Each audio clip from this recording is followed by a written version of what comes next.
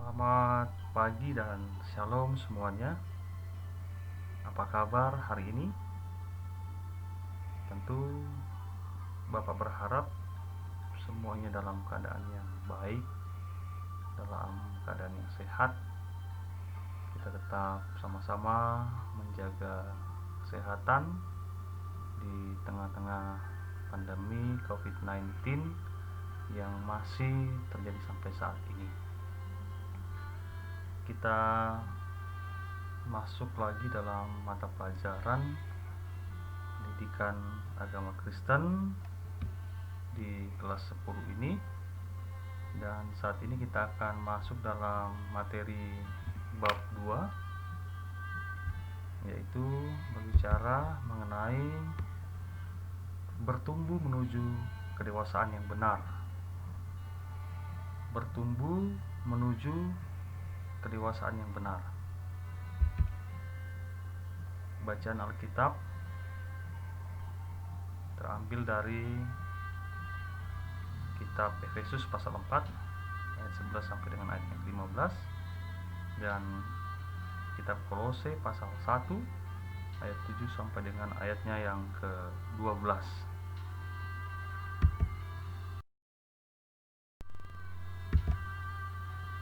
Sebelum kita masuk dalam materi pelajaran kita pada saat ini, mari kita mohon tuntunan penyertaan dari Tuhan sehingga pelajaran kita saat ini boleh dipahami, boleh dimengerti dengan baik. Mari kita berdoa.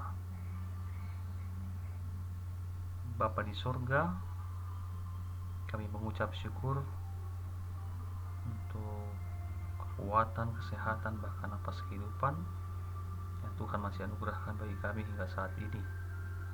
Dan saat ini Tuhan, kami anak-anak-Mu mau belajar. Tuhan berkati kami semua, berikan hikmat sehingga proses belajar pada saat ini, sekalipun lewat online Tuhan, tapi kami percaya bahwa materi ini nantinya anak-anak boleh mengerti dan mereka boleh menerapkannya dalam kehidupan mereka sehari-hari. Ya Bapa, ampuni segala dosa kami, terima kami yang bermohon, karena kami berdoa hanya di dalam nama Tuhan Yesus Kristus. Haleluya, amin. Baik, materi kita berbicara mengenai bertumbuh menuju kedewasaan yang benar.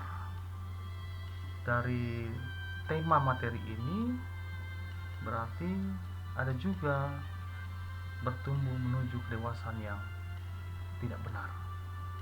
Kalau ada menuju kedewasaan yang benar, berarti ada juga menuju kedewasaan yang tidak benar. Nah, yang menjadi pertanyaan adalah bagaimana supaya seseorang itu bisa bertumbuh menuju kedewasaan yang benar? Jawabannya ada dalam bahan Alkitab kita atau bacaan Alkitab kita, Efesus pasal 4 ayatnya yang ke-15. Di situ dikatakan, tetapi dengan teguh berpegang kepada kebenaran, di dalam kasih kita bertumbuh di dalam segala hal ke arah Dia yang adalah kepala. Nah, di sini sangat jelas bahwa agar kita bisa menuju kedewasaan yang benar, berarti kita harus bertumbuh ke arah Dia, ke arah Tuhan Yesus yang adalah kepala. Sama halnya yang dikatakan juga dalam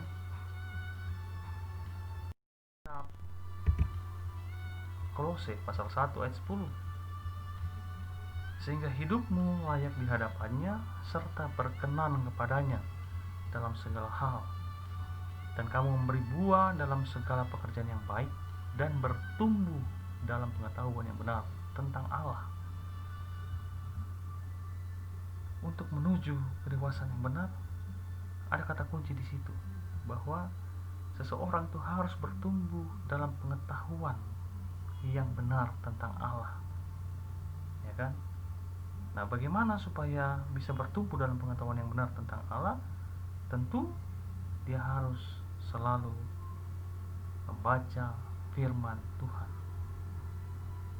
Karena dari firman Tuhanlah kemudian kita mengenal siapa Tuhan Yesus yang sesungguhnya, sehingga kita boleh bertumbuh menuju kedewasaan yang benar di dalam iman kita kepada Dia.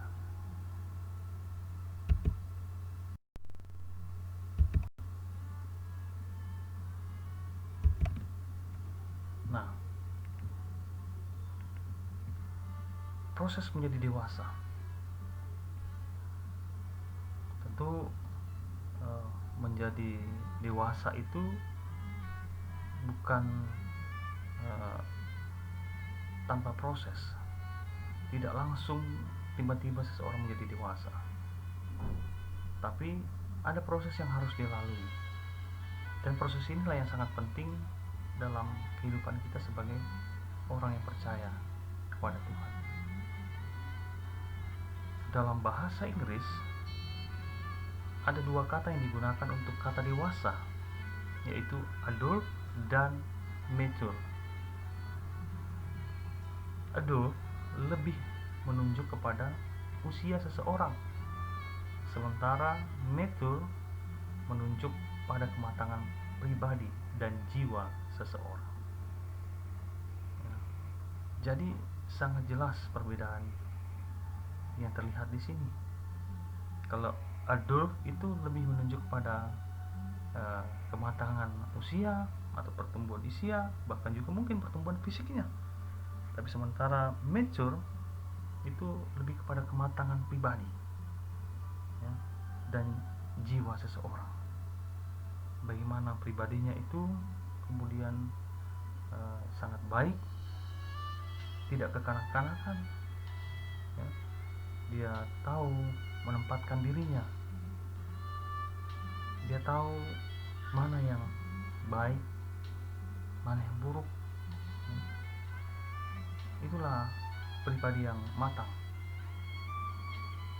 Nah, ini kembali kepada anak-anak sekalian, apakah kalian mau hanya bertumbuh secara usia saja atau fisik saja, tetapi kepribadianmu tidak bertumbuh, bahkan imanmu tidak bertumbuh? Nah, itu kembali kepada diri kalian masing-masing. Nah, kalau tadi berbicara tentang kedewasaan secara bahasa, ya, pengertian dari bahasa Inggris. Nah, saat ini berikut ini berbicara tentang kedewasaan menurut Alkitab. Bagaimana kedewasaan menurut Alkitab? Nah, seorang Kristen yang dewasa tidak akan mudah digoyahkan imannya oleh apapun, baik itu berupa materi, ya, harta kekayaan, jabatan, ya, cinta, termasuk ajaran-ajaran yang menyesatkan.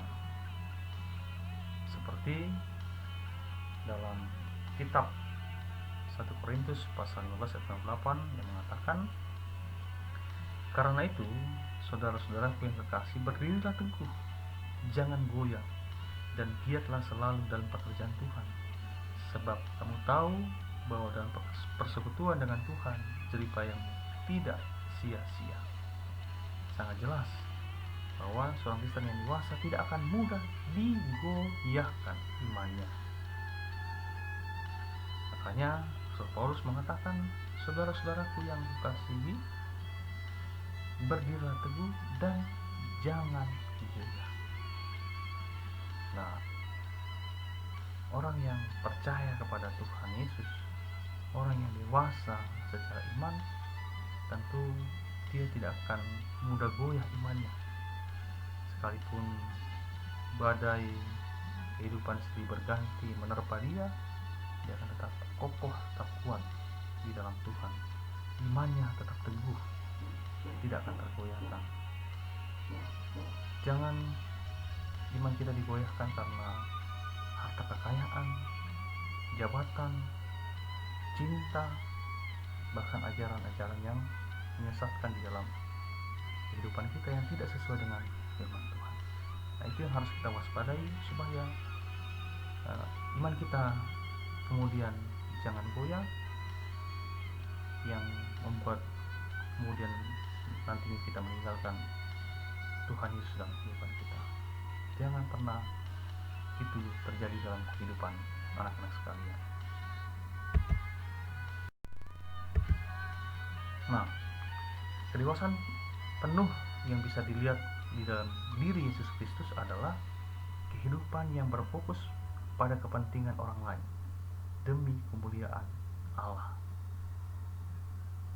Itulah yang digambarkan oleh Rasul Paulus dalam Filipi pasal 2 ayat 3-4. Hendaklah dengan rendah hati yang seorang menganggap yang lain lebih utama daripada dirinya sendiri.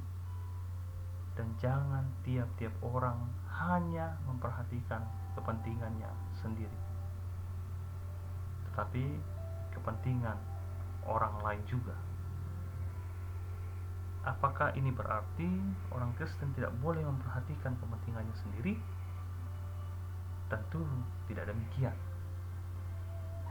Rasul Paulus ingin menekankan agar kita tidak hanya, sekali lagi, tidak hanya memperhatikan kepentingan diri sendiri, tetapi juga memikirkan kepentingan orang lain. Seperti yang dicontohkan Tuhan Yesus dalam kitab Injil. Nanti bisa kalian baca bagaimana sih Tuhan Yesus itu lebih mementingkan kepentingan orang lain daripada dirinya. Banyak hal yang bisa kita pelajari dari kehidupan Tuhan Yesus yang tidak mementingkan dirinya sendiri, tapi dia lebih mementingkan kepentingan orang banyak atau orang lain.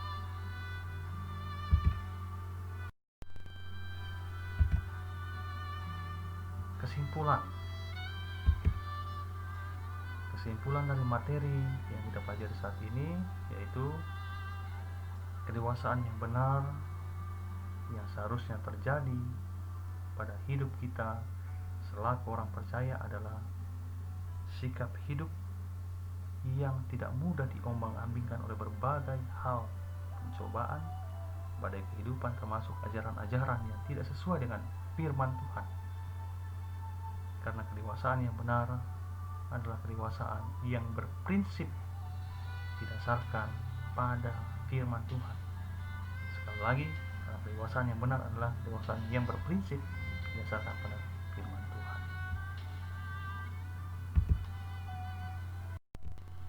Demikian materi pelajaran kita saat ini. Terima kasih. Tuhan Yesus Kristus memberkati kita semua.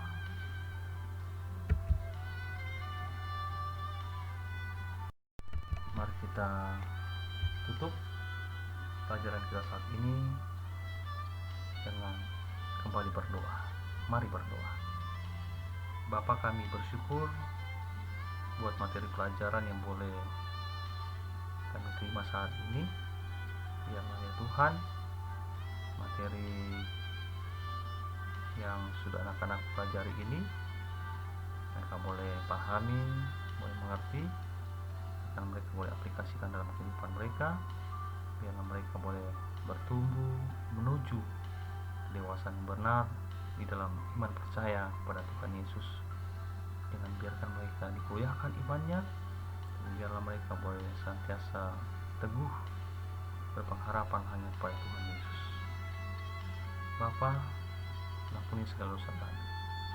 Ini kami yang datang kepadamu di dalam nama Tuhan Yesus Kristus. Kami sudah berdoa. Haleluya.